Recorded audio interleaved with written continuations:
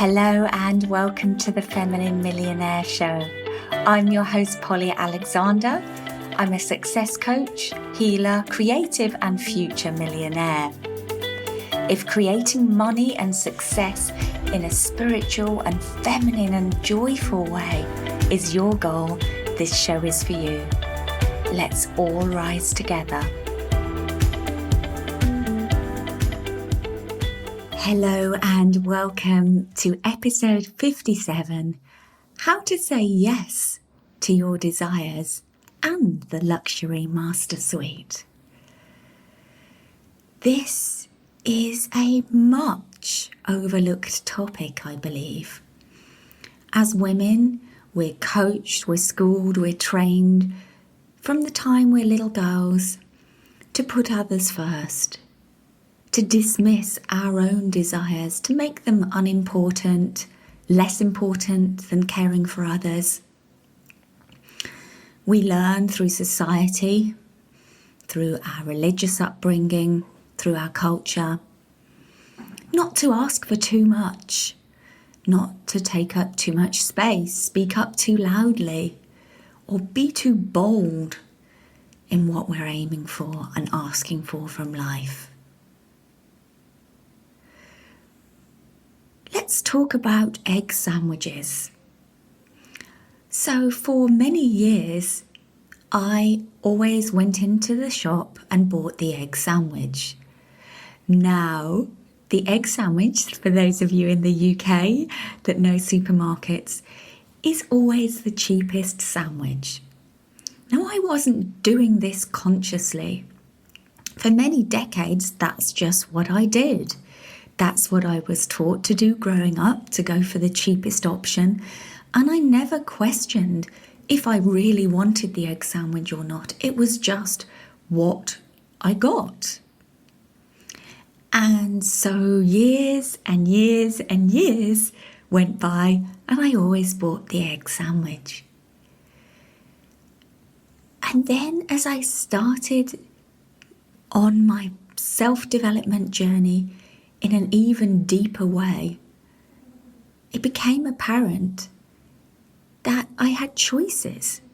I became aware of this concept of desires, and I started to connect to what I really wanted. And to be honest, at the beginning, I didn't know what I really wanted. So like many of you, I was so conditioned in putting other people's needs first, in going for the smallest, cheapest, easiest option. I hadn't really considered or gotten really connected to what I really wanted. So I just chose the egg sandwich. Maybe you resonate with this. Maybe you've been choosing the egg sandwich in an area of your life as well. Another way this popped up was that I was accustomed to going for the cheapest option on the menu. Obviously, it was something that I would want to eat, but I didn't really consider what would I most desire to have off the menu.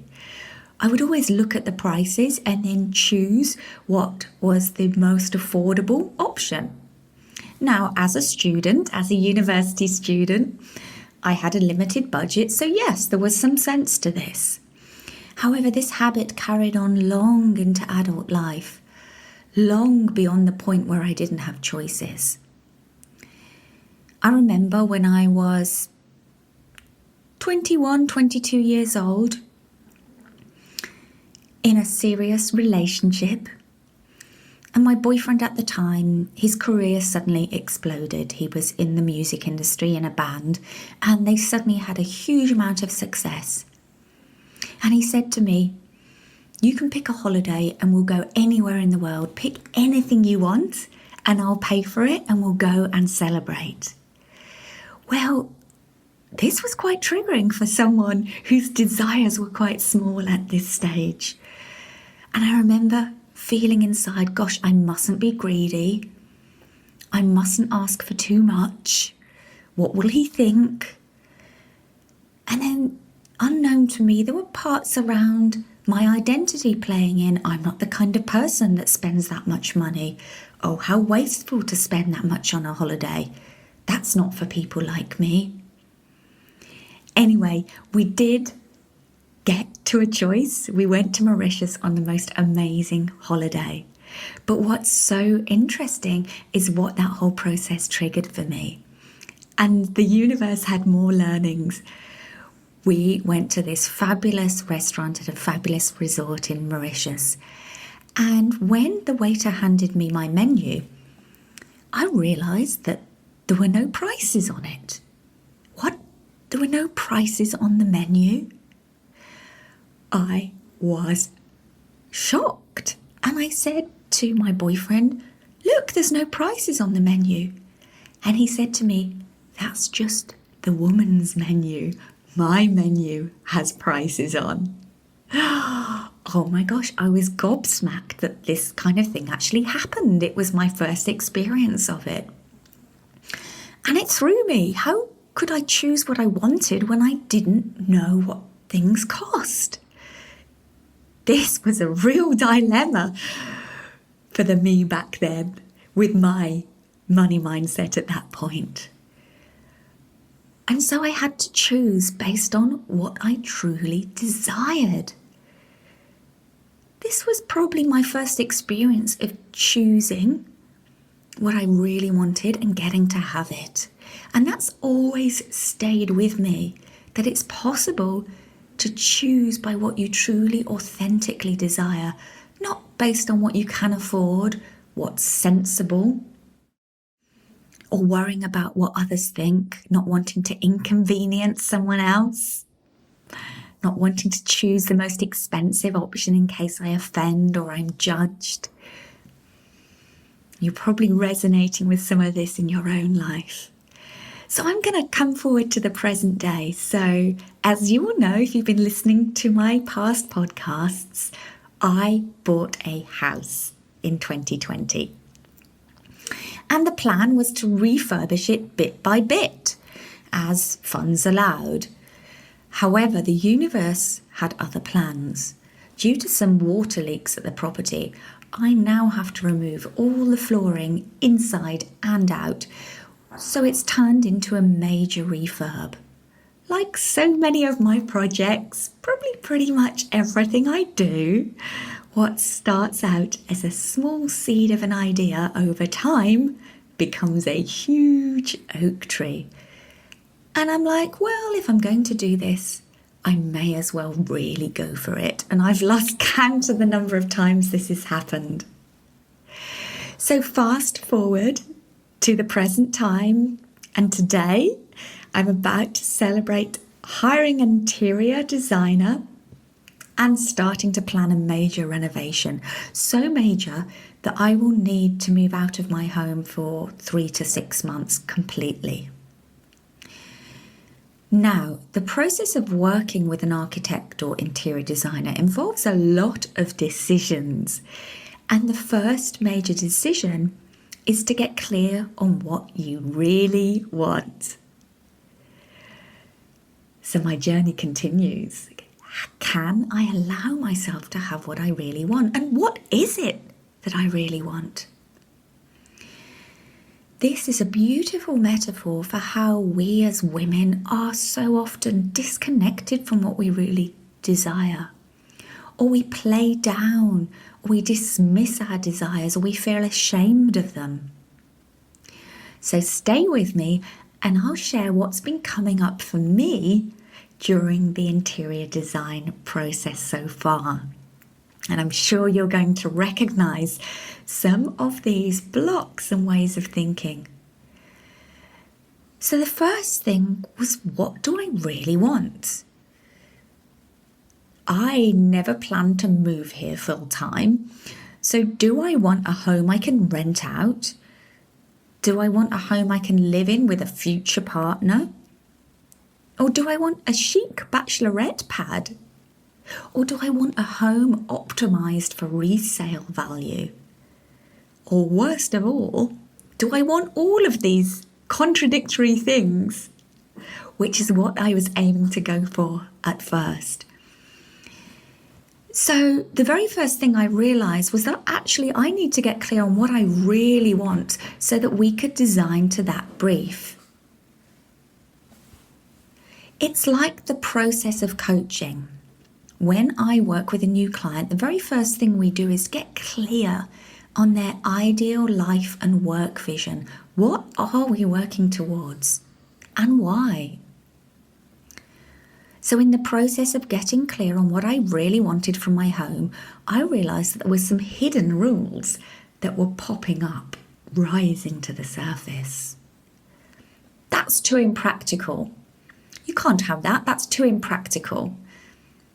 You should keep it as 3 bedrooms because that's going to maximise resale value. Don't spend too much. Don't let your ideas get too grand. Who are you to think you could have a home like that? All of these inner voices were questioning my desires. So what were my true desires when it came to my home? Well, it took some time to find them and to really allow them to emerge and give them fertile ground to come to the surface and start to blossom. So how did I get there? Well, I thought about past experiences of bedrooms I'd enjoyed staying in. What did I love about the fabulous rooms I've stayed in hotels over the years? What were the components they had? And then I thought about, how do I want to feel in this home?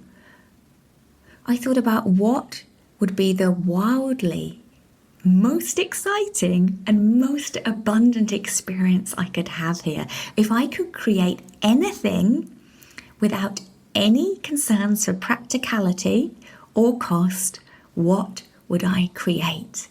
Now, when you take money off the table, it enables you to get closer to what your true desires are. So I really recommend doing that at this stage. Take money off the table, take time off the table. If I could have anything, if money and time were no object, what would I have? And you can do this for your ideal life as well. So I decided if time and money was no object and anything was possible, I wouldn't start work until 11 o'clock. And that's what I do. You could decide to take Fridays or Friday afternoons off to do something you love, and you could work towards that. So I've decided to really go for it. I've decided to go for a fabulous feminine home that feels incredible to me and is an expression of my truest and most authentic and aligned desires. That means knocking 2 bedrooms into one and making a fabulous large master suite with a seating area, a writing desk to sit facing the sea and write, a bed with the best views of the ocean, a fabulous bathroom, and tons of closet space. And it means instead of a dedicated guest bedroom, a creative room where I can paint and create and record these podcasts for you. You get to make choices from this place too. What do you most desire? What would be wildly exciting for you? The you are right now, not the you used to be, but the you are now. This theme's been coming up in my Thrive Beautifully Mastermind. One of the members expressed her desire for a new wardrobe. And yet she said, I just never seem to make enough money. I've always got just enough for what I need, but I never seem to have extra. I brought the concept to her that she got to ask for more. She got to ask for extra. So I coached her to decide on what the first new piece of her wardrobe would cost, define the amount for that, and then set the intention to call it in. Within 1 week, she had brought in more than enough to buy this new piece of clothing. But it started with that decision to ask for more. If you're a regular listener on the podcast, you will have heard me talking about one of my clients who had a deep desire to learn tango in Argentina for a month. But that desire didn't come easily through her. She needed to give herself permission to do this and to clear the programming from her father, from society that says you've got to work all the time to be successful and you've got to work hard and you can't take that kind of time off and run a successful business. She had to make the decision to give herself permission to ask for more, permission to experience more. So it's time to stop worrying about what others will think of your choices and decisions. To let go of the guilt for wanting more and for putting your desires first. And to be honest about what you really want. Is it really the egg sandwich? And if it is the egg sandwich, that is a beautiful thing. Give yourself permission to have the egg sandwich. But first, check in. Is that your greatest desire? Is it what you really want? When we have our desires fulfilled, we are happier, we're more fulfilled, we're more joyful, we are more inspiring for others. And this impacts everyone around us, our clients, our friends, our family, and the people watching from afar. The unlived life is the saddest life of all. Make a decision today to live your life fully and completely. The best way to honour this gift called life is to live it, express it, inhabit it as fully and authentically as you can. So if you're ready to say yes to your desires in an even bigger way, I'm going to invite you to a very special 2-part masterclass that I will be hosting in April. This is a complimentary masterclass for you if you're a woman entrepreneur who's ready to double her income, who's ready to go for an even more joyful, easy, abundant life and business. The masterclass is called The Wildly Abundant Woman: How to Double Your Income Without Working Harder. And it will cover how to expand with joy, freedom and ease, and what you need to focus on to attract more clients, make more money and help more people, but without overwhelm, burnout or losing your freedom. It's going to be a very, very powerful 2-part masterclass, and you can register with the link in the show notes. It's been my pleasure to be with you. I love supporting you to saying yes to more of life. With that in mind, I am going to be taking off on holiday for a week when you hear this podcast. And I'm going to be saying yes to my most authentic desires as well. When I stay in hotels, I absolutely love to be in a fabulous room and I love to have a bath. That's one of my non-negotiables. So I am saying yes to my desires, staying in fabulous suites in several different hotels here in the Balearic Islands. So I look forward to seeing you on the other side of this. Have a beautiful, wildly abundant week. Don't forget to register for the Wildly Abundant Woman Masterclass, and I'll see you on my return. Bye for now.